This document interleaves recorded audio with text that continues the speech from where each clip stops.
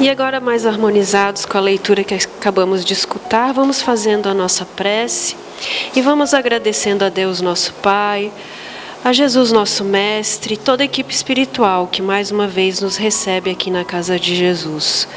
Obrigado, Senhor, por tudo que nos dás, pelo pão de cada dia, pelo trabalho, pela vida, pela saúde que temos.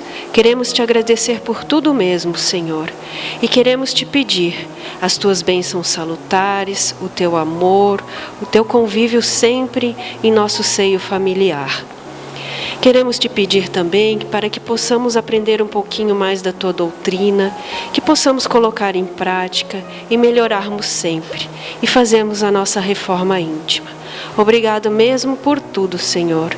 Fique conosco, hoje e sempre, assim seja. E hoje temos aqui na Casa de Jesus a trabalhadora aqui da nossa casa, Isolé Matolini, que irá nos falar sobre reforma íntima. Que Jesus abençoe. Boa tarde a todos, ou boa noite quase, né? Que Jesus nos ampare neste momento para a reflexão que vamos fazer na tarde de hoje. Quando a gente ouve a palavra reforma, rapidamente vem na nossa mente, quando a gente ouve ou lê, né? Rapidamente vem na nossa mente mudanças, melhorias. E é isso mesmo, é sobre isso que nós vamos falar. Quando a gente olha essa figura, está representando aí para tirar de dentro de nós tudo que existe de ruim, de negativo. E, consequentemente, quando a gente faz isso, a gente acaba sendo mais feliz. E o que nós encontramos, então, lá no livro Fundamentos da Reforma Íntima, de Abel Glasser? Ele nos diz que reforma íntima é a chave mestra. Quando a gente fala em chave mestra, é aquela chave que abre todas as portas do entendimento, as portas da compreensão, as portas da reflexão. Então, essa chave mestra, a reforma íntima, é essa chave que faz com que nós tenhamos sucesso, faz com que a nossa melhora interior nos traga mais paz, mais felicidade. Porque nós realmente só vamos ser felizes, só vamos estar em paz quando nós mudarmos os nossos pensamentos, quando mudarmos as nossas atitudes, as nossas tendências, a nossa maneira de ser. E o primeiro passo para isso, essa grande reflexão que nós precisamos fazer, o primeiro passo para que a gente possa obter algum resultado nessa questão, é necessário que nós tenhamos uma noção bem clara do que seja essa proposta para cada um de nós. Essa proposta deve ser um planejamento individual. Nós não podemos planejar uma reforma íntima coletivamente. Não, isso é uma atitude minha, pessoal. Eu é que tenho que fazer esse planejamento. Vamos fazer, e esse planejamento tem um detalhe muito importante. Ele deve ser feito sem conflito, sem tortura. Deve ser feito com serenidade. Vamos fazer uma comparação bem grosseira para a gente talvez entender um pouquinho mais esse assunto. Quando nós pretendemos reformar a nossa casa, quando nós pretendemos mudar os móveis da nossa casa, ou mudar de casa, ou mesmo uma viagem, o que a gente normalmente faz?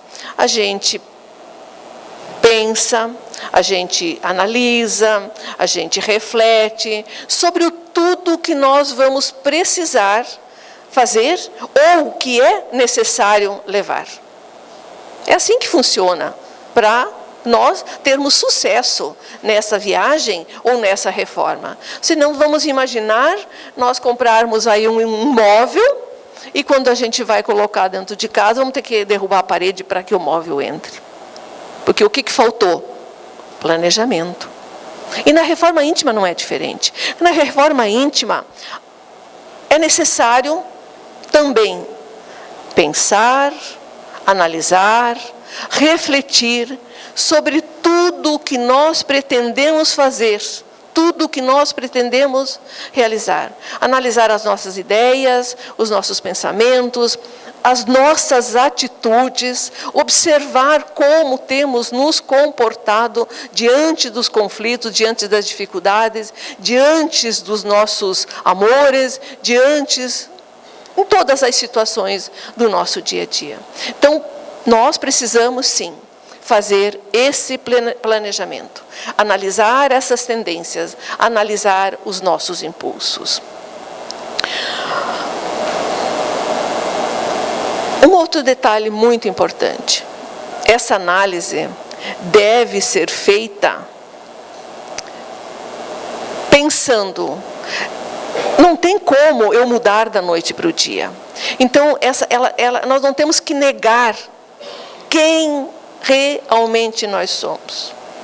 Nós não temos que negar. É preciso nos assumir.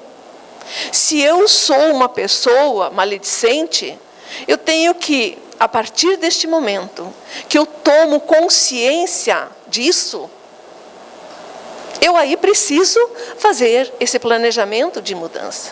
Se eu sou uma pessoa que não tenho a mínima paciência e já tomo consciência disso, eu preciso me assumir. E não jogar para debaixo do tapete ou colocar uma máscara de bonzinho. Porque não é assim que nós vamos mudar. Então nós precisamos fazer essa reflexão, sim, sem tortura, sem conflito. Porque uma coisa é certa, a culpa, o remorso não vai nos renovar. Ao contrário, ele vai nos atrasar. Não educa. O remorso não educa. A culpa não nos educa. Ela vai fazer com que a gente estacione. E não é isso que nós queremos. Não foi para isso que nós viemos à Terra. Não foi esse planejamento que nós fizemos no mundo espiritual.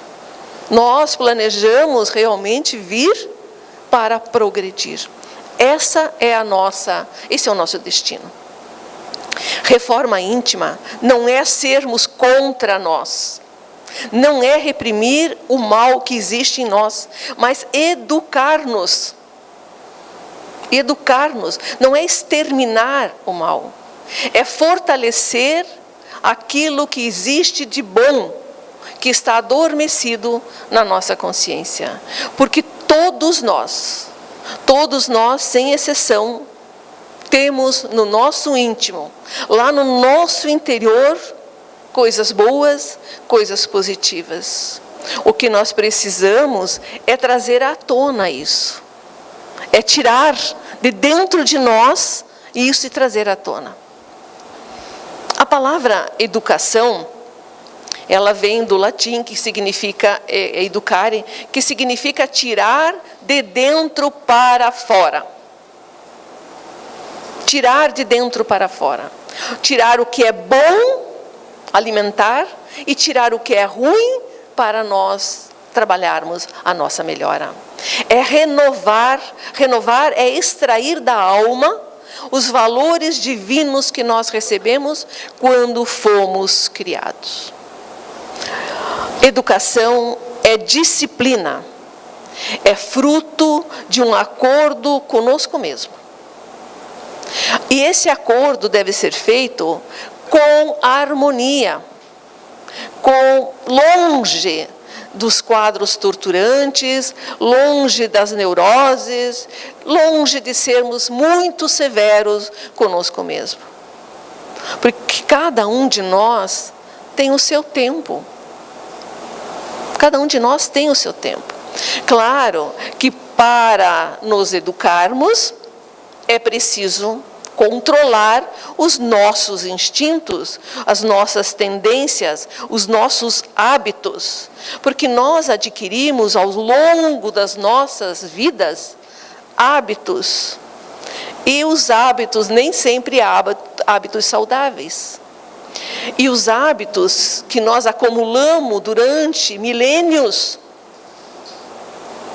hoje eles vêm à tona, e aí para nós deixarmos de sofrer, nós precisamos mudar, renovar esses hábitos.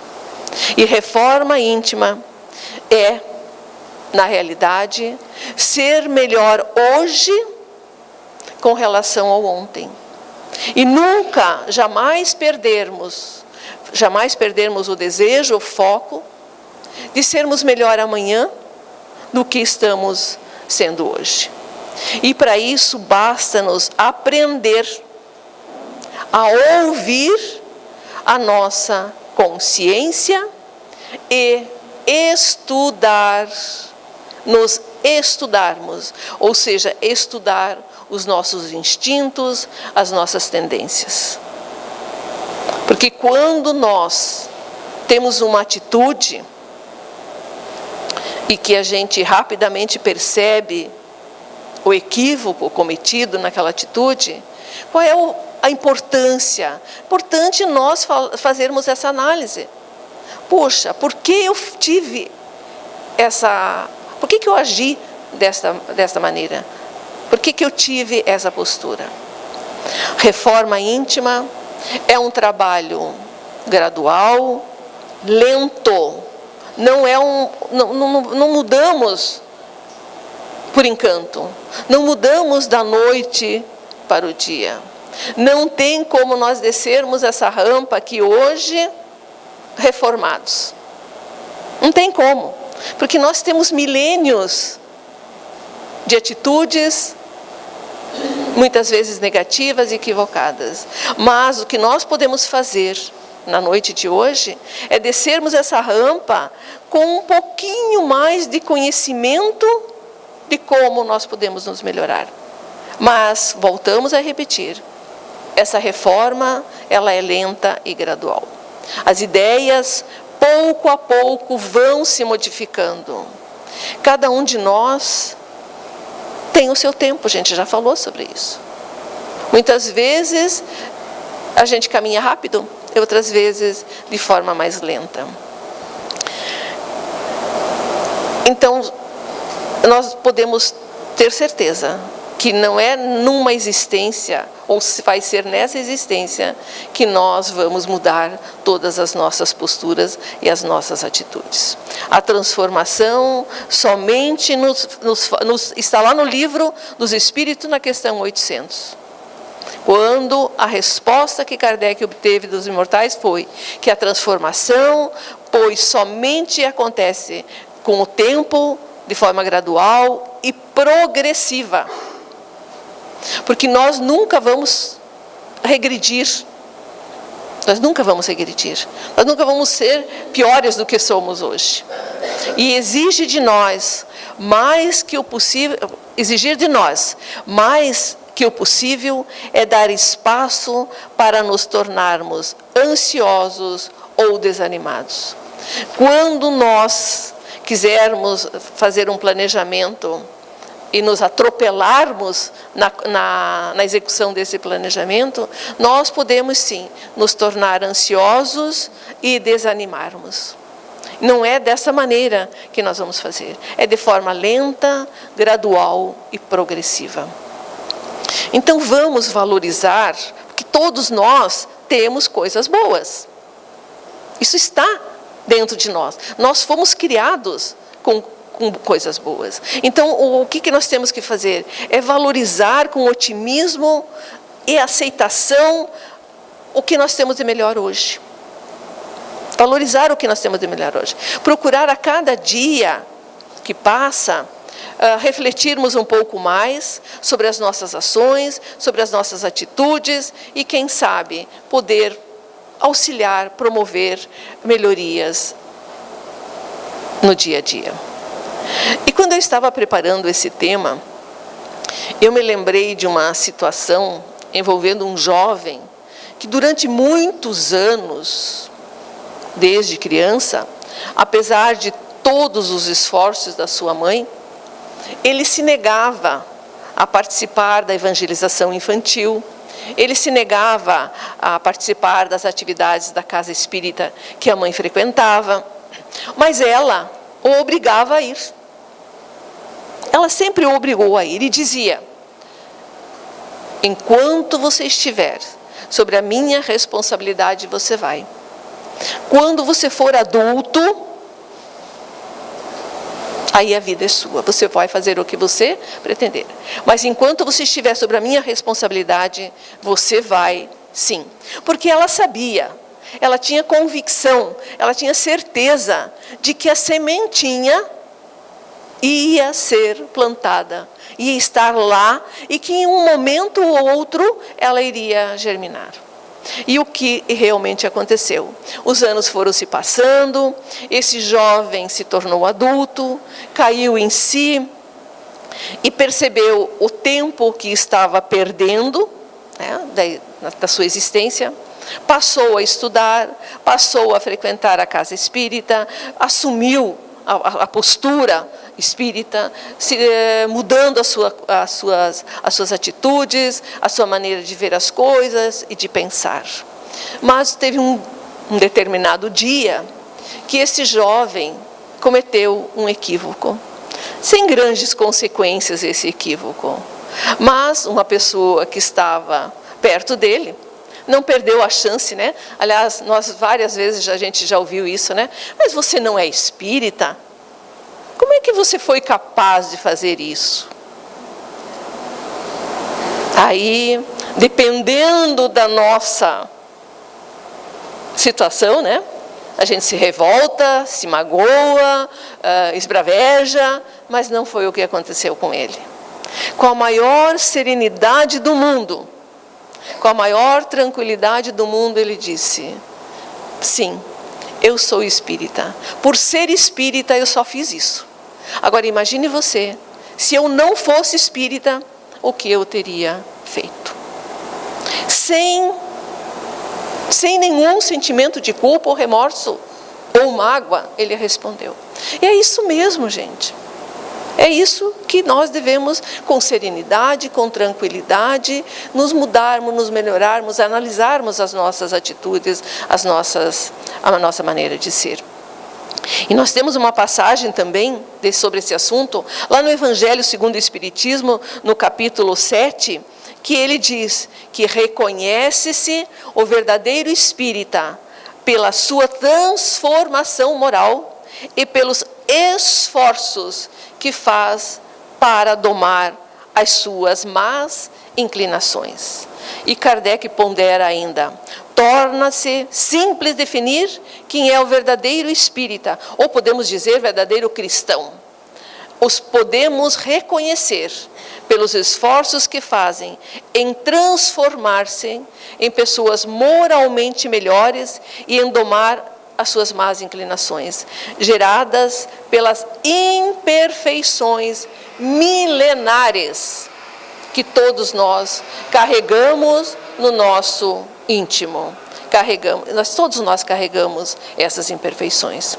E nós que aqui estamos, na tarde de hoje, nós já sabemos, já ouvimos muitas vezes aqui na tribuna, nos grupos de estudo, nas leituras, que somos espíritos eternos.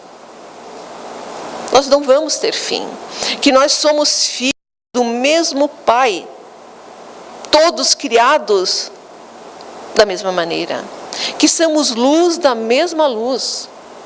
Sujeitos, todos nós, às mesmas leis, aos mesmos direitos e às mesmas obrigações. Que todos nós partimos do mesmo princípio. E usamos o livre-arbítrio.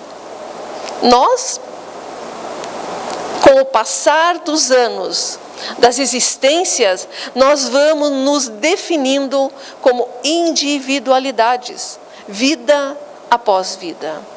Somos hoje o que fizemos ontem e seremos amanhã o que nós estamos fazendo hoje.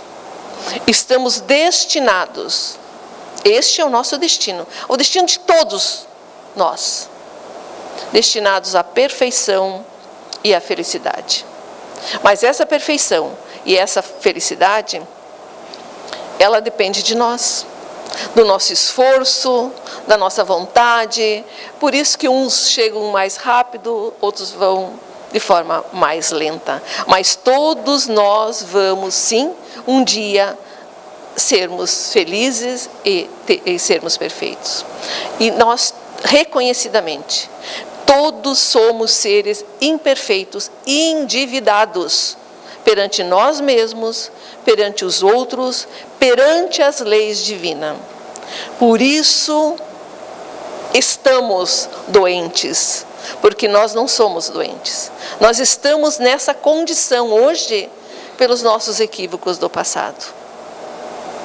Por isso que nós estamos nessa condição, porque nós não somos doentes. Por isso nós precisamos buscar a cura através da nossa reforma interior. Todos temos dificuldades a serem transpostas, porque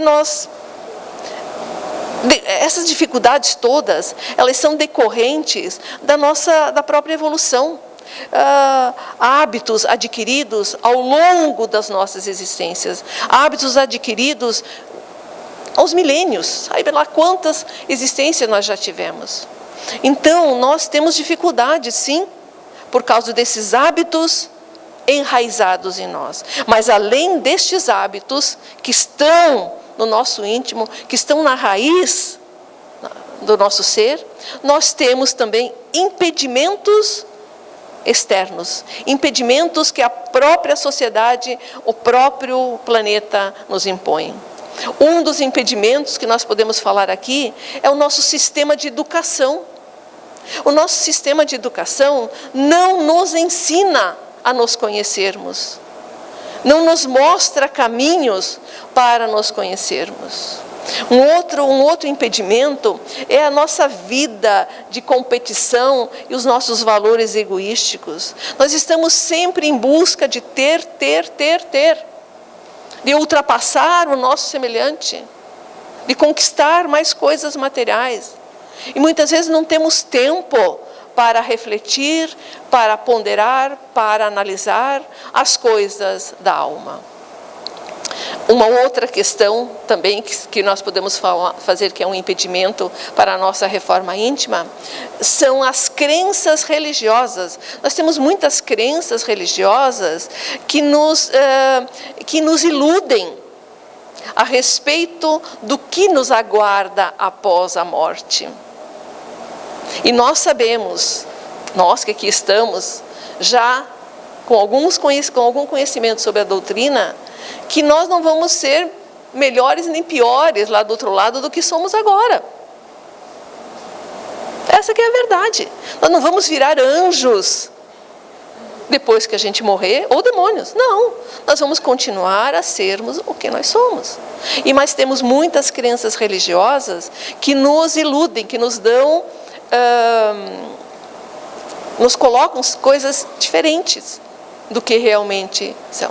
Então, com certeza, se nós formos refletir, nós vamos encontrar muito mais outros impedimentos que fazem com que nós tenhamos dificuldades para nos melhorarmos. Porque muitas vezes nós vivemos num contexto social que até faz com que a gente não se preocupe com as coisas da alma, em função do corre-corre do dia a dia. E a nossa reforma interior apenas vai começar de fato a se tornar eficiente ou a se tornar real quando nós alinharmos a nossa existência ao conhecimento de quem somos, por que é que nós estamos aqui, o que é que eu vim fazer aqui. Será que eu vim aqui comer, dormir, fazer sexo, me divertir. Será que é só para isso que a gente veio para esse planeta? É para isso que nós nascemos? Com certeza absoluta. Todos nós fizemos um planejamento para voltarmos para cá, com objetivos, com tarefas, com missão. E como nós não refletimos muito, a gente acaba deixando para depois essas coisas da alma. Também uma vez eu ouvi de um jovem, dentro da casa espírita, na evangelização, quando foi falado para ele sobre a reencarnação, aí ele disse, agora que eu sei que tem reencarnação, não vou nem me preocupar com a evolução desta existência, eu vou mais me divertir. Claro que essa é uma postura equivocada, porque nós sabemos que é uma perda de tempo.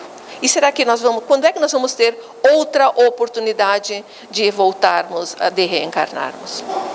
E nós podemos descobrir quem nós somos de uma maneira tranquila. Nós podemos descobrir apenas tendo boa vontade e humildade. São muitos os caminhos, são muitas as fontes para quem quiser se conhecer realmente.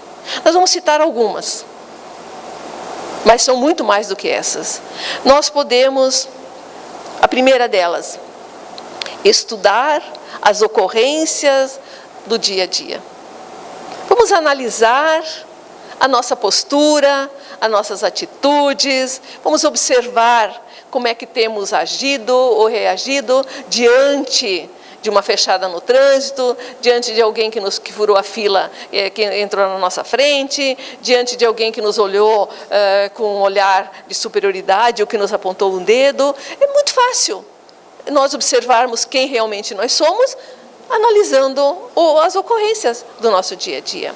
Um outro ponto é que nós somos como uma TV ou um rádio, como uma estação de rádio de TV. Nós espalhamos ao universo quem realmente nós somos, porque cada pensamento, cada sentimento, cada atitude tem um padrão vibratório. E esse padrão vibratório vai para o universo. Depois que pensamos, não tem mais como voltar atrás. Aquilo que pensamos se espalhou para o universo. Nós irradiamos e recebemos de volta tudo que nós fizermos. É a tal da lei do retorno, a lei de sintonia. Não tem como fugirmos disso. Eu vou receber de volta, sim, tudo aquilo que eu pensei, tudo aquilo que eu fiz. É da lei. Quando os nossos pensamentos estão em desarmonia, o que nós recebemos de volta? Não precisamos nem falar muito, né? Recebemos dor, sofrimento, aí alguns falam que é castigo, outros falam porque eu tive sorte, o outro fala porque é do destino, ou é o azar, e tem mais. Aí tem aqueles que dizem assim, foi Deus quem quis ou que deixou de querer. Na realidade, nós não nos responsabilizamos pelo que fizemos ou deixamos de fazer. E a análise de cada uma dessas ocorrências é uma dos aplicativos de Jesus, é uma das dicas de Jesus, quando ele disse, vigiai e orai. O que ele quis dizer com isso? A importância de nós vigiarmos os nossos pensamentos, as nossas atitudes, as nossas ações. E acima de tudo, quando a gente perceber que estamos adentrando a um caminho equivocado, nós temos o recurso da oração. A oração é essa conexão, é esse pedido de socorro que nós podemos fazer a Deus em todos os momentos. É um canal de ligação que nós temos direto com a divindade. Nós não precisamos de intermediário para isso. É nós termos uma postura de humildade e dizer: Deus, me ajude. Quando eu estou sofrendo, ou quando eu estou... me ajude. É pedir ajuda. Porque com certeza absoluta, quando nós fizermos a nossa oração com fé, com humildade, nós vamos ser atendidos, sim. Nós vamos ser atendidos. Mas a gente gostaria de voltar a frisar: toda análise que nós fizermos das nossas atitudes não deve ser nos julgando, nos condenando, nos recriminando, porque a culpa e o remorso não vai nos ajudar em nada. Não vai nos ajudar em nada. Nós temos uma questão no Livro dos Espíritos, que é a questão 919, quando Kardec pergunta aos espíritos, a imortalidade, os espíritos superiores, qual o meio prático mais eficaz que tem o homem de se melhorar nesta vida e de resistir à atração do mal? E a resposta é bem curtinha, né? Conhece-te a ti mesmo. Nós falamos até agora disso, das maneiras que nós temos para nos conhecermos, que é nós analisarmos as nossas posturas, as nossas tendências, os nossos impulsos. Mas Kardec continua. Qual o meio, daí ele continua, qual o meio então para conseguir se conhecer a si mesmo? E essa resposta quem nos deu foi Santo Agostinho. E ele nos diz: fazei o que eu fazia quando vivia na terra. Ao fim de cada dia, interrogava minha consciência, passava revista ao que fizera e perguntava a mim mesmo se não faltara algum dever, se ninguém tivera motivos para de mim se queixar. Foi assim que cheguei a me conhecer e a ver em mim o que precisava de reforma. É desta maneira, é nós chegarmos no final do dia, antes de colocarmos a nossa cabeça no travesseiro, fazermos esse questionamento. E aí, percebendo aonde nós nos equivocamos, no dia seguinte, quem sabe, mudarmos, melhorarmos ou fazermos esforços para mudar. Porque a doutrina espírita nos mostra que com critério, com estudo, com trabalho perseverante, é possível sim nós montarmos um diagnóstico, uma imagem muito próximo do que realmente nós somos. Não é necessário que nos preocupemos de forma exagerada com relação às mudanças, porque nós falamos lá atrás. Elas acontecem de forma gradual, lenta, mas de forma progressiva. Porque essa atitude de nós, de nos preocuparmos em querer mudar tudo de uma hora para outra, vai gerar culpa, vai gerar remorso e vai atrasar o nosso progresso. Porque isso, o remorso e a culpa, não vai nos ajudar.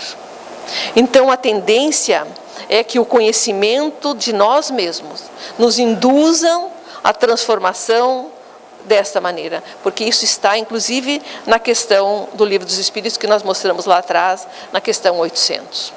E o conhecimento de nós mesmos é um trabalho bem-humorado, é um trabalho que deve ser alegre, que devemos nos sentir felizes em realizar essa mudança. Por isso a importância de não nos torturarmos.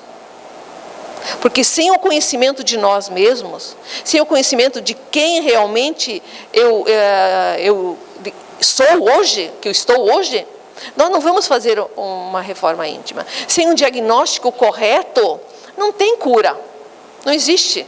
É difícil nos curarmos quando não temos o diagnóstico. Porque a medicação, vamos fazer uma outra comparação. Quando nós temos que tomar uma medicação, ela realmente precisa ter um diagnóstico. Bom, eu vou tomar esse remédio porque eu tenho este problema ou essa doença. E na reforma íntima não é diferente. Então nós somos seres ainda com pouca consciência a respeito de quem nós somos e o que nós fazemos. Nós muitas vezes reagimos mais do que agimos. Ainda nos surpreendemos, muitas vezes, mesmo quem planeja, quem faz um planejamento de reforma íntima, um planejamento das suas tendências, já tem um conhecimento, um diagnóstico das suas tendências, mesmo essa pessoa muitas vezes se surpreende pensando, sentindo e agindo como antes da reforma, como antes.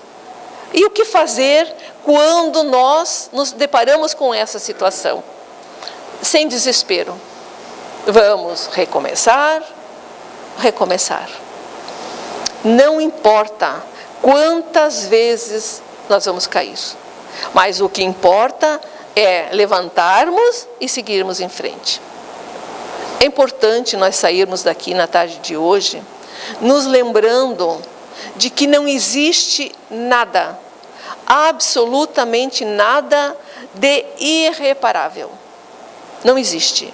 A nossa situação atual de inferioridade não é mais do que um ponto imperceptível na imensidão dos nossos destinos.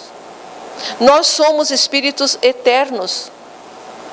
Então hoje, esse pontinho preto que existe dentro das nossas posturas, ele pode ser reparado sim.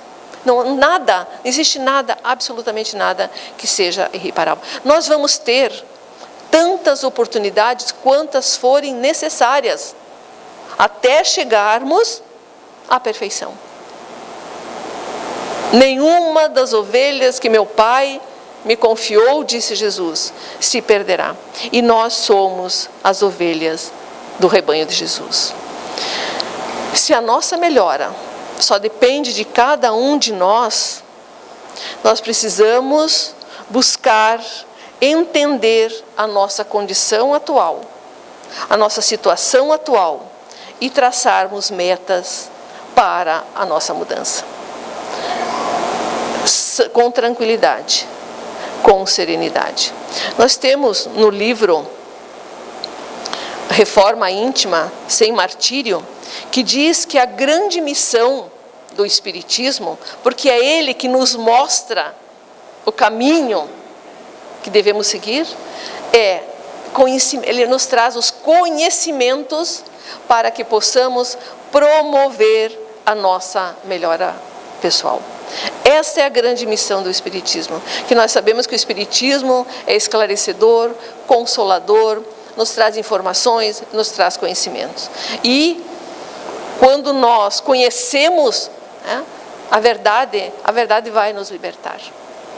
Quando nós nos conhecemos, efetivamente, nós vamos mudar as nossas atitudes, as nossas posturas. Então nós estamos aqui, todos nós, imagino, que estamos aqui adquirindo esses conhecimentos, buscando essas informações, buscando mais maneiras de nós vermos a vida, não só a vida material diferente, mas principalmente a vida espiritual. E acima de tudo, se nós fizermos esforços e realmente tivermos consciência da importância que é nos reformarmos, nós vamos ter paz e sermos felizes. Porque é isso que todos nós queremos. Nós queremos a paz e a felicidade. Então não vamos procurar culpados pela nossa situação de hoje. Não, nós somos os únicos responsáveis pelas nossas aflições ou pelas nossas dores. Isso que nós precisamos ter em mente. Mas eu posso mudar, eu posso curar essa dor, esse sofrimento. Se a cura está em nós, ela só vai acontecer, essa cura só vai acontecer quando nós nos reformarmos. Quando nós extrairmos, como aquela figura inicial que nós temos ali na frente, né?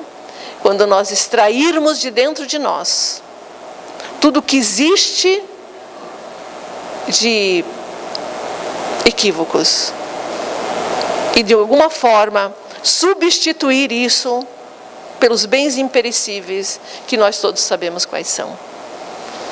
Vamos pedir a Deus, ao nosso Pai, a Jesus, aos nossos anjos de guarda, que nos ajudem a fazermos essa reflexão para podermos planejar e executar a nossa mudança interior.